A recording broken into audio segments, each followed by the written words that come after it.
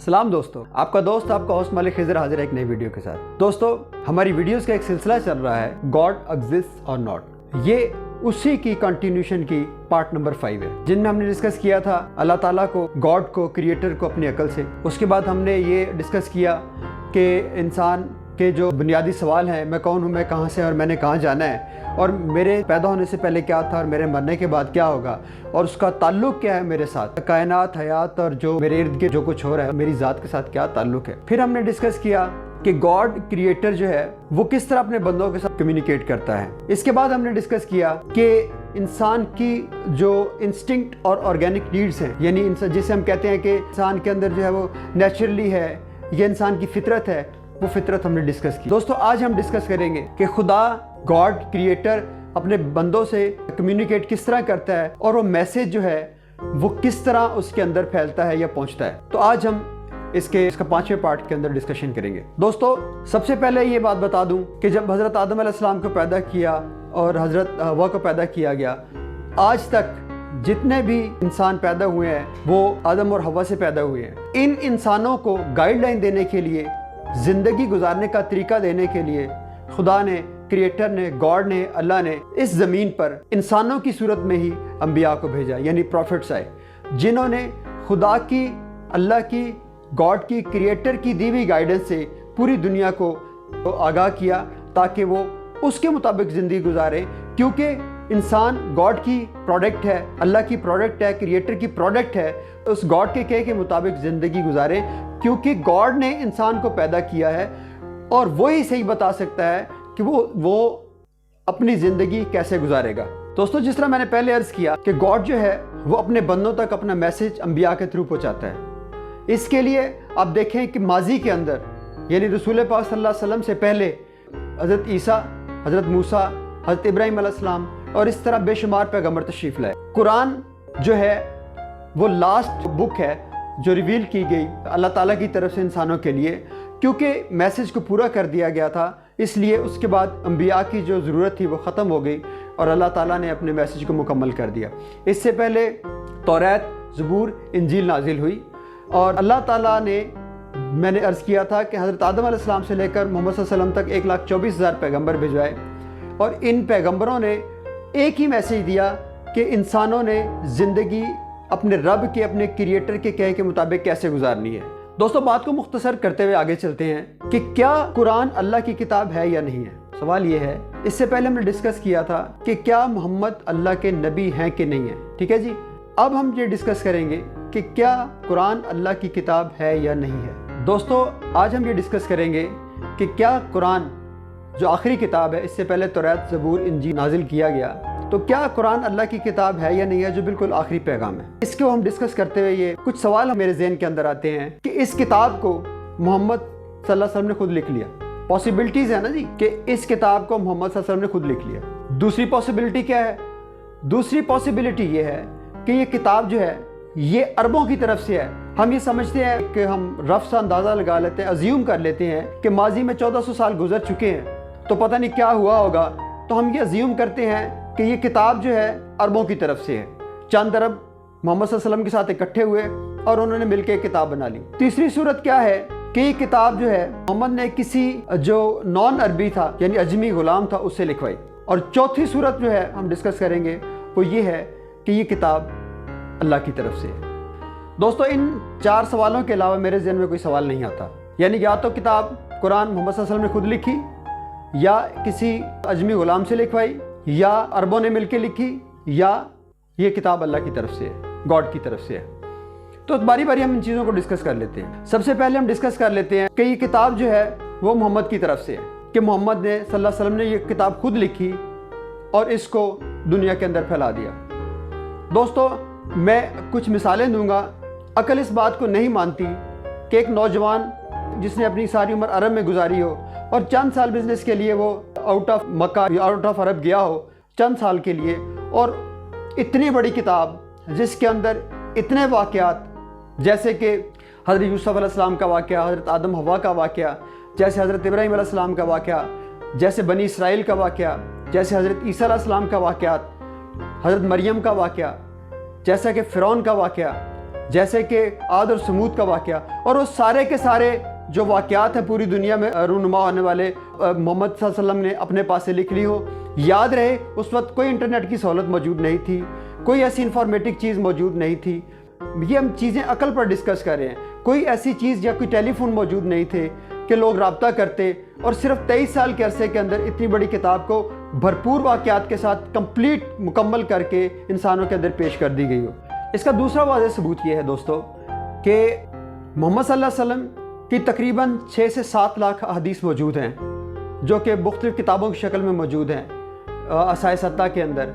اگر ہم ان کے اسلوب کو پڑھیں، یعنی احادیث کے اسلوب کو، جو ورڈ آف محمد صلی اللہ علیہ وسلم ہے اور جو ورڈ آف گاڈ ہے قرآن، اگر ان کو ہم ملا کے پڑھیں، ان کو کمپیریزن کریں، تو ہمیں نظر آئے گا کہ ان کے اسلوب میں بہت نمایاں فرق ہے۔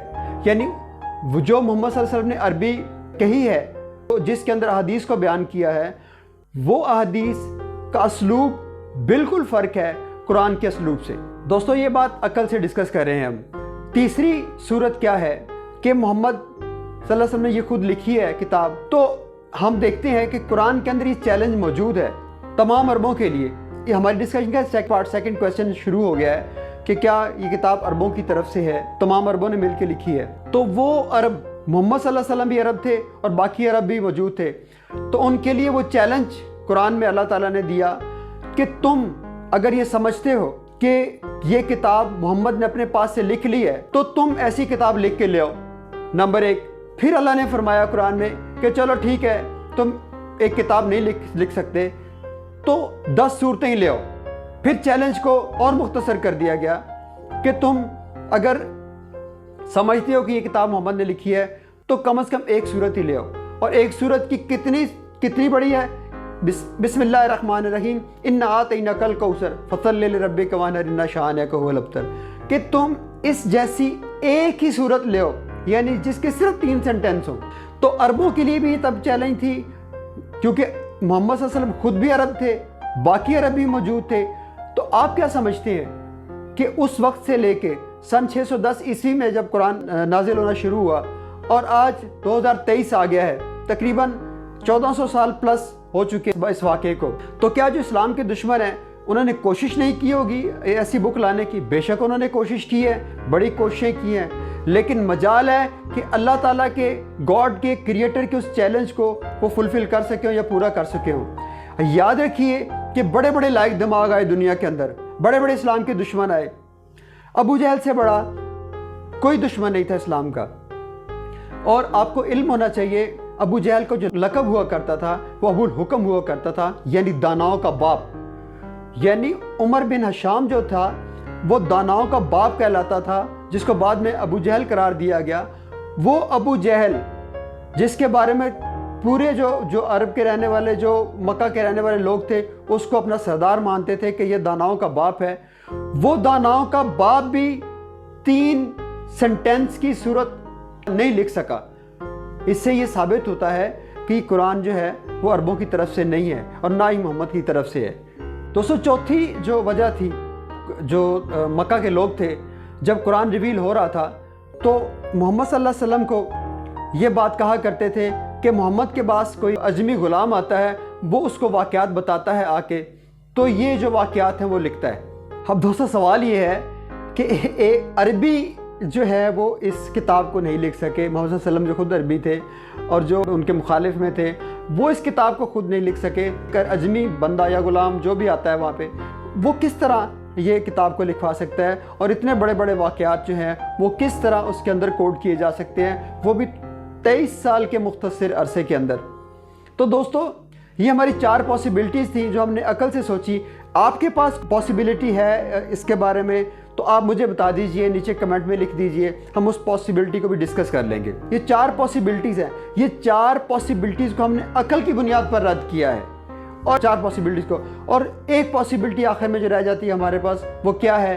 وہ یہ ہے کہ یہ کتاب اللہ کی طرف سے ہے، گاڈ کی طرف سے ہے۔ دوستو یہ کوئی حیران کن بات نہیں ہے کہ گاڈ جو ہے اپنے بندوں کے ساتھ کمیونیکیٹ کر رہا ہے، یہ تو ازل سے ہوتا چلا آ رہا ہے، جب سے انسان کو پیدا کیا گیا، حضرت نوح علیہ السلام کے زمانے میں، حضرت ابراہیم علیہ السلام کے زمانے میں، حضرت عیسیٰ علیہ السلام کے زمانے میں، حضرت موسیٰ علیہ السلام کے زمانے میں، رسول اللہ صلی اللہ علیہ وسلم کے زمانے میں. تو یہ بات کوئی عجیب نہیں ہے کہ گاڈ جو ہے وہ پیغمبروں کے ذریعے اپنے بندے کو کمیونیکیٹ کر رہا ہے کہ تم نے زندگی کیسے گزارنی ہے. لیکن اس بات کو چیلنج کر دیا گیا عرب کے اندر کہ نہیں بھی نہیں، محمد اللہ کے رسول نہیں ہے، قرآن جو اللہ کی کتاب نہیں ہے. دوستو دنیا کی کوئی بھی کتاب ہسٹری میں لے لیں، جب سے ریٹن شیپ میں بکس آنی شروع ہوئی ہیں، دنیا کی کوئی بھی کتاب محفوظ حالت میں نہیں ہے. اس کے اندر تقریباً 180 ڈگری تک جو ہے وہ تبدیلیاں آ چکی ہیں. اب تھوڑا سا میں فرق بیان کر دوں کہ یہ تبدیلیاں ہر کتاب میں آئی ہیں، چاہے وہ توریت، زبور، انجیل کیوں نہ ہو، ان کے اندر بھی تبدیلیاں آئی ہیں، ان کو تبدیل کر دیا گیا. اب اس کی وجہ کیا تھی؟ اس کے لیے میں یہ بتا دوں آپ کو کہ توریت، زبور اور انجیل جو ہے وہ جب ریویل کی گئی ان انبیاء پر، حضرت عیسیٰ علیہ السلام، حضرت موسیٰ علیہ السلام، تو ان کے اوپر جب ریویل کی گئی تو اس وقت اللہ تعالیٰ ان کو مفہوم سمجھا دیتے تھے ان انبیاء کو، اور وہ اس مفہوم کو اپنے ورڈ میں لوگوں میں بیان کر دیتے تھے، جسے وہ لکھ لیتے تھے.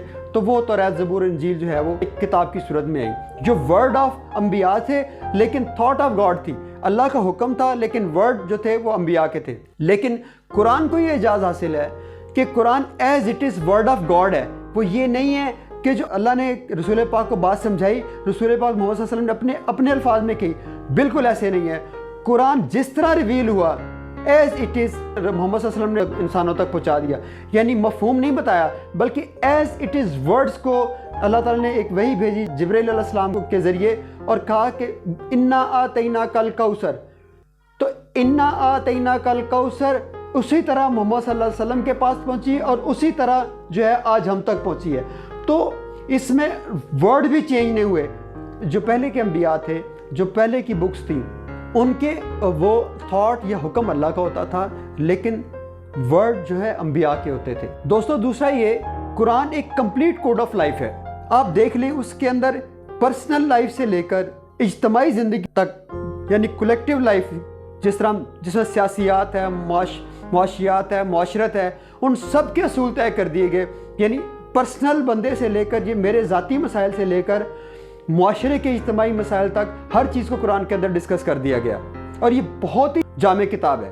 دوستو اسلام کمپیٹیبل ہے انسان کی عضویاتی ضرورتیں اور جبلتیں ہیں ان کے ساتھ. یعنی اسلام منع نہیں کرتا ہمیں کہ جناب آپ اپنی جو، اگر ایک مرد عورت کو پسند کرتا ہے، عورت مرد کو پسند کرتی ہے تو اس خواہش کو دبا لے. مطلب ایسا نہیں ہے. اسلام اس بات کو روکتا نہیں ہے کہ ایک شخص پیسہ کمانا چاہتا ہے تو نہ کمائے، لیکن اسلام جو ہے وہ ان انسٹنکٹ کو بیلنس کرتا ہے قرآن کے ذریعے. وہ قرآن میں ان احکامات کو دے دیا گیا، وہ ہم تک پہنچا دیے گئے، اور ہم اگر ان پر چلیں گے تو ہماری انسٹنکٹ جو ہے اور آرگینک نیڈس تو پوری ہوں گی ہی ہوگی. ہماری انسٹنکٹ جو ہے وہ بالکل برابر، یعنی بالکل ایک ہی.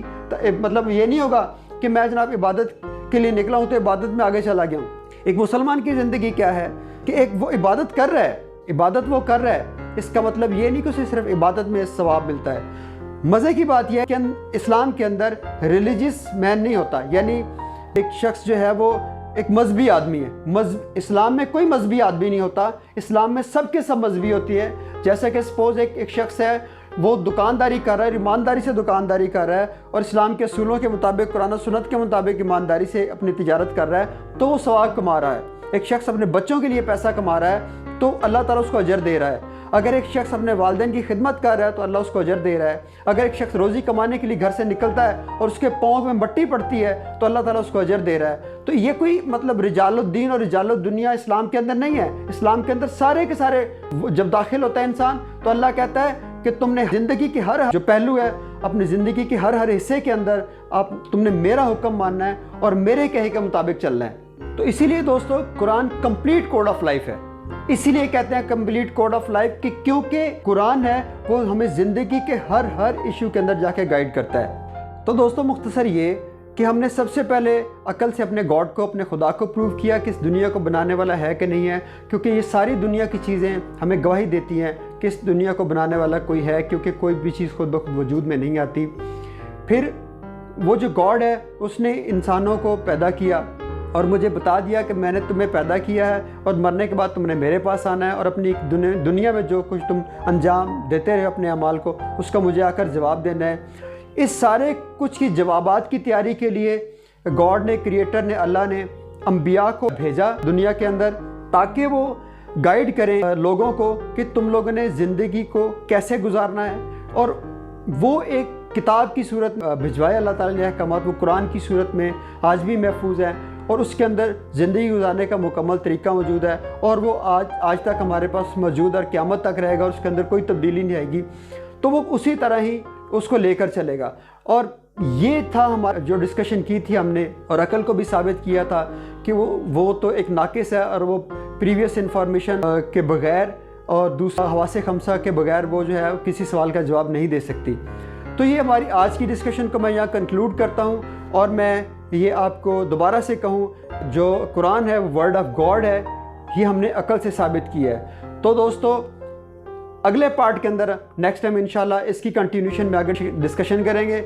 تب تک اپنے دوست، اپنے ہوسٹ ملک خضر کو اجازت دیجیے۔ اللہ حافظ۔